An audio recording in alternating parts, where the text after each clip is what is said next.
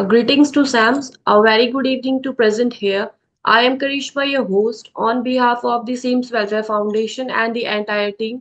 Welcome you all for today's knowledge session on mental health at workplace. Mental health in the workplace refers to the physiological and emotional well-being of employees in a professional setting. It encompasses stress management, work-life balance, emotional resilience, and access to support system that enable individuals to perform at their best. Let me introduce about our organization SAMS. SAMS Welfare Foundation, a registered non-profit organization, is dedicated to social impact across various sectors. We focus on education, particularly skill development and entrepreneurship. Through our initiative DG Saksham, we have creative training programs in IT, finance, retail, and entrepreneurship. Impacting over 6,000 individuals, we are currently upscaling inmates in Haryana jails and collaborating with universities and colleges.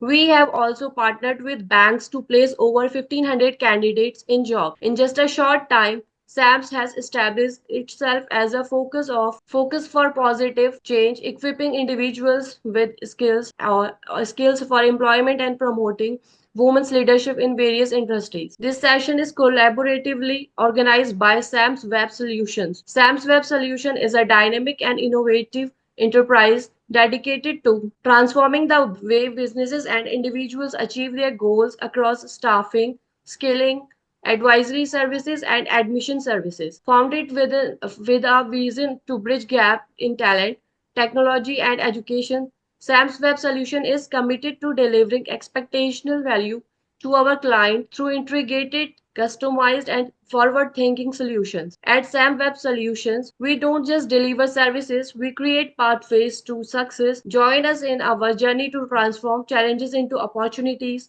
and vision into reality. Now, let me introduce about the speaker. Please give a warm welcome to Ms. Mansi Marathe. Mansi completed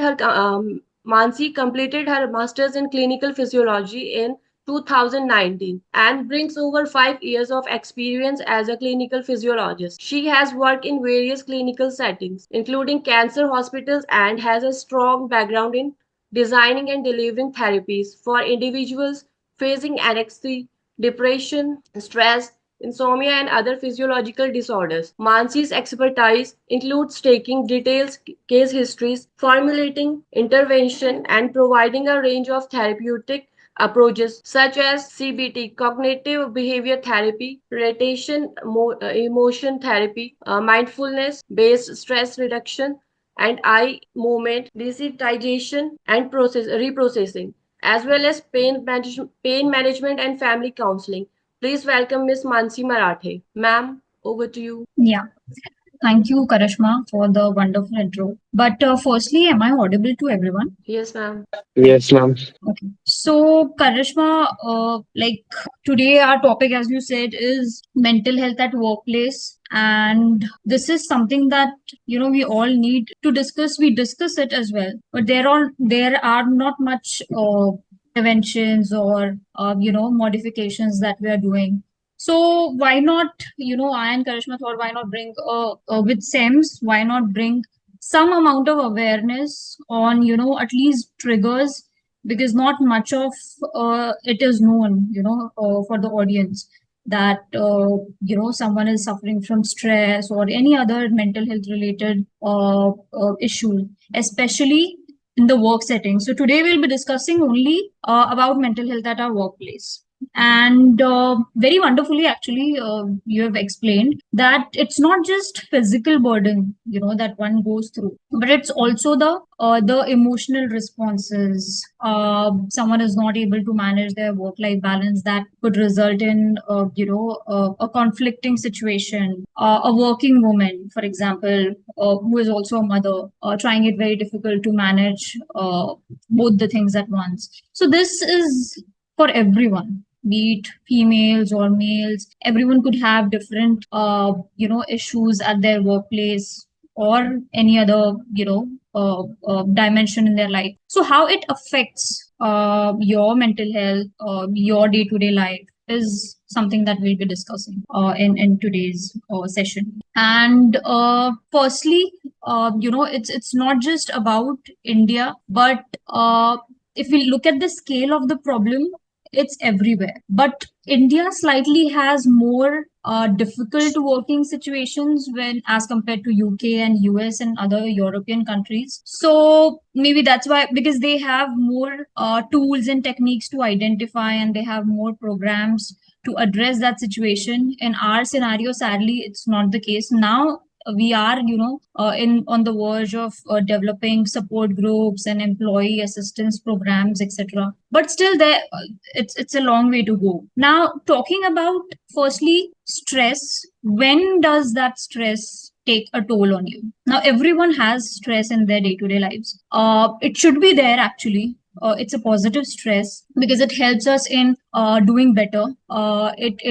It motivates us. It makes us more productive at work. Otherwise, you won't be able to match up to the expectations. But the stress, when we are talking about, when it actually becomes a lot, when it's taking a toll on your health, is something that should be taken care of. And when does that happen? When our resources are not sufficient enough to meet the requirements of the company or any other organization for that matter. Different organization has different requirements. So that is, when we face challenges in our lives, and we find it difficult to actually face those challenges. Now, it could result in both health problems, mostly musculoskeletal, not just that, but anxiety, overthinking, etc. Sleep disturbances could be there in health-related problems, and mental health-wise, there could be anxiety. You're not able to sleep properly.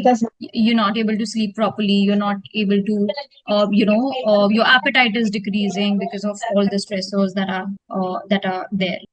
Now, we need to look at the stats firstly. Now, whatever researches that I've mentioned here, these are the top organizations, which have conducted their own private researches. For example, McKinsey is there, Deloitte is there, even Economic Times have done their own research. Now, it's sad that, it's disturbing when we do the research, but the purpose of the research is fixing the current problem. But in this case, we are just doing the research and there is no outcome of it. I mean, the government and the companies, they have not done much about it, So that is something to be taken care of. Now, McKinsey says that it's a big tech company, by the way. It says that at least 40% of Indian employees are at the risk of, developing depression. Now, depression is something that's a very big term. We all know that. And it's not something to be taken lightly. But still, again, we have data. Even Deloitte is saying that 47% of Indian employees have reported the stress and anxiety at work. And Economic Times says that 1 out of 4 employees, because of the fear of being judged, they did not report anything. So there is this stigma, there is this fear. I'm sorry, anyone saying anything?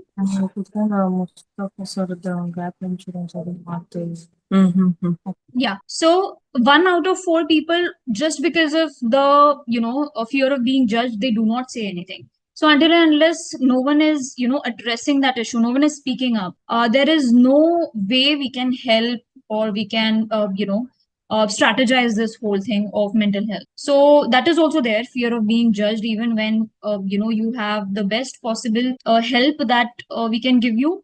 If you're not saying anything, if you're not speaking up, there's no way we can control it. Now, why has this whole topic become important to discuss? Because obviously, it's having psychological effects. In the previous slide, I have talked about the psychological and physical effects of stress, which can lead to poor sleep, which can lead to anxiety. Some people might resort to smoking, alcohol, okay, which is considered very normal in these days, in this particular setting. work setting especially. I have so many colleagues who, resort to smoking and this thing. But again, it's not healthy because it can lead to, chronic lung and liver related issues. So that is also something to be taken care of. Now, the reason why the problem is getting highlighted in recent, especially after, 2025, 2024 end is it's in the recent news. That's the reason why. And this was a very famous news actually of the EY employee, Ernest and Young, that happened. At it was clearly because of the work related pressure that the employee couldn't handle. And she was very young. She was just 26 years old, and she couldn't handle it, and she committed suicide. And another, we have news of a bank employee in Hyderabad who died of suicide because of obviously the unmet targets.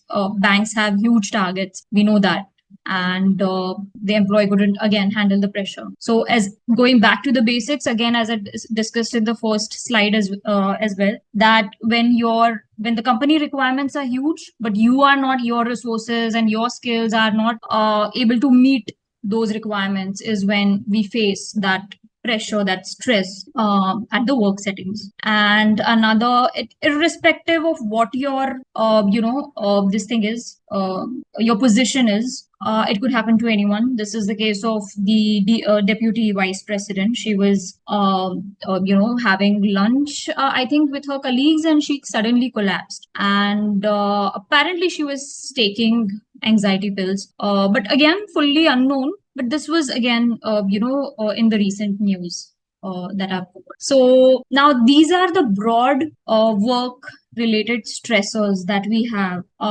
It could be different for different settings. I mean, tight deadlines, targets. It might not be for someone who is at managerial level, but he might have his own stress. He might have stress that his team is performing or not. They are maintaining their deadlines or not. These are the broad stressors that one might have in their at their work settings. Workload imbalance, communication issues, there with your peer ones or with their bosses. It could be anyone. Office environment, sometimes it's very uncomfortable. That also contributes to stress at work. Not having enough. For example, nowadays, for working women, the office settings are developing in such a manner that they can bring their child also at work, and then there will be someone to take care of, and that's how she can manage her both the duties. So that is less stressful, and we should come up with more such environments which are employee friendly. Manager relationship, again, absence of constructive feedback. Sometimes manager is not there. He's not taking a one-on-one with you. He's just giving you the daily task and he's absent. So that is again a stressful situation which can lead to the thinking that how do I do this? मुझे तो आता ही नहीं है. How do I face this task? How do I meet the deadline, etc. So there should be a constructive communication between your manager. There should be a constructive and transparent, targets, deadlines, and communication that happens. Not every day, but at least every week or every 15 days, as per your work, it should be there. We have discussed this, but I'll just read it out, that these are the warning signs of stress at work. You might feel like not going to offices. There could be unexplained absences. Your decreased productivity could another be a warning sign. You might feel burnout. Increased consumption of alcohol, tobacco, or caffeine could be there. Frequent headaches or backaches, not directly related to stress, but indirectly, yes, your body does react to stress in a manner in which it has physiological, manifestations. Like your head could start aching, you could have backache, you could have spine related issues because of the continuous stress that is coming on your shoulders. If it's indoor job, then you're continuously working. Overthinking can also lead to headaches, etc. Withdrawal from social contact, poor judgment, constant tiredness, thoughts of self-harm, in extreme cases, thoughts of self-harm, feelings of guilt or worthlessness. Now, every symptom is, again, I'm repeating, every symptom is very, or warning sign is very subjective. It could vary according to the individual, if he is able to take care or not. So it's different for different people, but these are the general warning signs. Now, since we are talking about what are the risk factors, what are the warning signs, how it affects our body, let's have a look at how we can improve all of these situations at work. So as I said, the positive stress or eustress as we call it, it's very necessary and it keeps us motivated. But at the same time, we need to understand that if it's taking a toll on our mental health, then we need to address it. So firstly, minimizing the negative effects of stress. You need to be educated. You need to be knowing about the management strategies. And this is something that obviously not everyone is born with it. We don't know how the management works. So the company here has to, take sort of initiative in taking regular interviews or surveys from their employees, and they should spread awareness that if someone is facing an issue, then we can educate them by using different management strategies. I just want to ask here, anyone working in any company and that company has any help that they offer to their employees? Anyone in the participants, do you have any help at your workplace whenever you feel like talking to someone, counseling?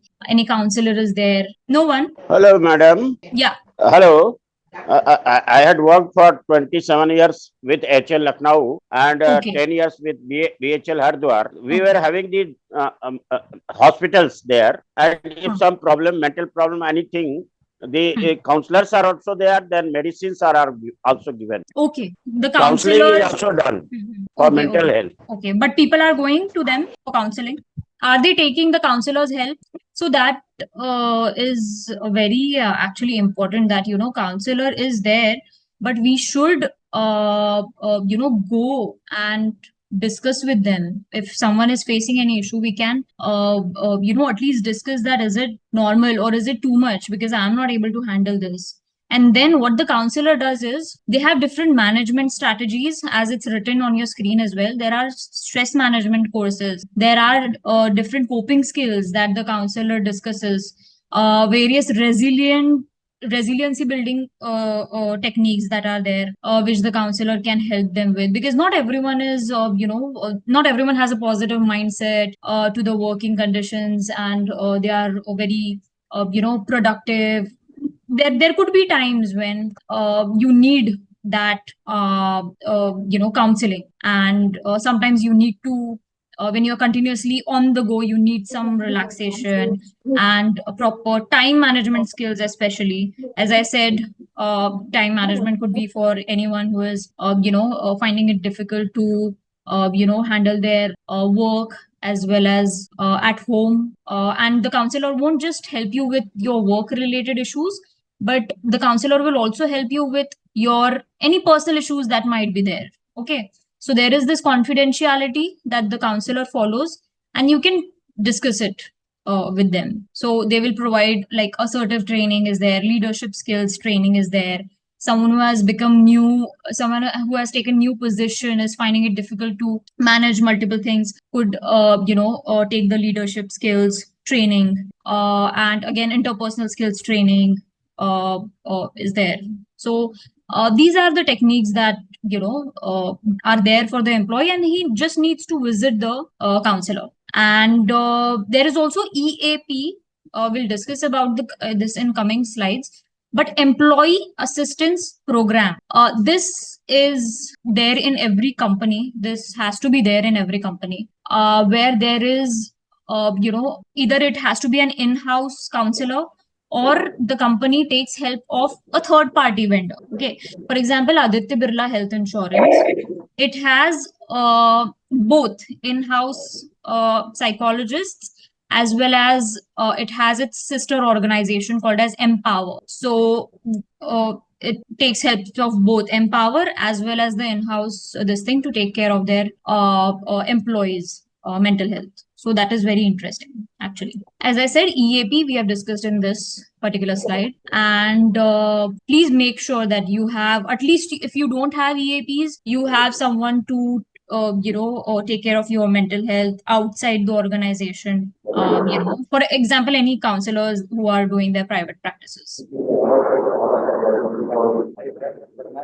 Now, in this particular slide, I've discussed about keep fit programs. Now, these programs are basically any behavioral modifications that are required apart from your mental or psychological well-being. That is very important, for the overall well-being of the employee. For example, it could be de-addiction, for anyone who is smoking, or alcohol cessation programs are there for anyone who is consuming a lot of alcohol, and poor diet, or anyone requires diet related help, then that is also there. Dietary advice is there. So these are the keep fit programs. The companies can, this is a great initiative. We can, also inculcate this in our EAPs. So that is there. Then I'll be happy to answer. Madam, what is CBT, REBT, and MBSR? Yeah. So this is an umbrella term for CBT, that is cognitive behavioral therapy, under which we have REBT, rational emotive behavioral therapy, and MBSR. Now, any CBT basically works on three principles. Okay. Your cognition, that is your thinking. Behaviors, your thoughts lead to certain behaviors. For example, today I was having a very good day, but suddenly a thought came to my mind, and then that could be your cognition, and the behavior was I started crying, or maybe I wasn't productive, so I slept. So that was the behavior. And your emotions that come with it, for example, your mood, it became sad. It was happy, but then it became sad. So these three principles are considered in CBT model, and accordingly we work. It could be completely personalized for any individual. And MBSR is mindfulness based stress reduction. This is a relaxation technique, actually, in which we provide mindfulness sessions to anyone who is having any stress.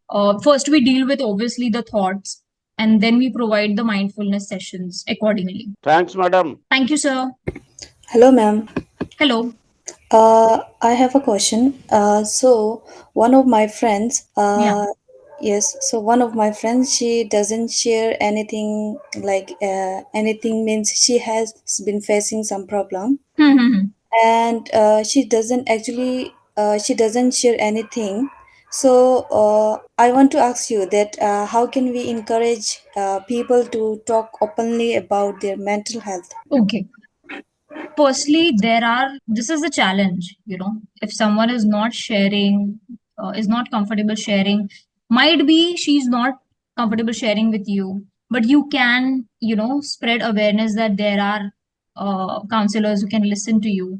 If she's not okay with sharing with counselor as well, then we can come up with, online, online counseling or telephonic counseling, where she doesn't have to meet the counselor in person, but she could, share whatever is going on in her mind. And for such people, it requires actually 3-4 meetings, where it will take her also time to open up, and it will give the counselor also time to build a rapport with the person. But again, the counseling will only work if she is ready. So firstly, you can just tell her 2 to 3 times that this is there, I think you should consider.